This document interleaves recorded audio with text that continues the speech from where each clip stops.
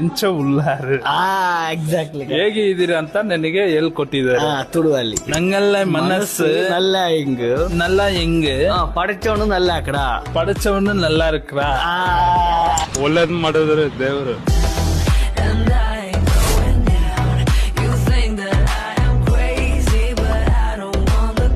ಏನೋ ಕುಡ್ಕೊಂಡು ಏನೋ ಮಾತಾಡ್ಬಿಟ್ಟಿದ್ದಾನೆ ಅಂತ ತಿಳ್ಕೊಂಡಿದ್ರು. ಆಮೇಲೆ ನಂದು ವಿಡಿಯೋಸ್ ನೋಡ್ತಾ ನೋಡ್ತಾ ಅವ್ರಿಗೆ ಗೊತ್ತಾಗ್ಬಿಟ್ಟು ಇರೋದ್ ರೀತಿನೇ ಮನುಷ್ಯ ಹಂಗೆ ಅಂತ ಅವಾಗ ಗೊತ್ತಾಯ್ತು. ನಾನು ಎಲ್ಲೋ ಹೋಗಿ ಬರ್ತಾ ಇದ್ದೆ, ನಮ್ ಫ್ರೆಂಡ್ ಕಾಸು ಕೊಡ್ಬೇಕಾಯ್ತು, ಅದಕ್ಕೆ ಹೋಗಿ ಬರ್ತಾ ಇದ್ದೆ.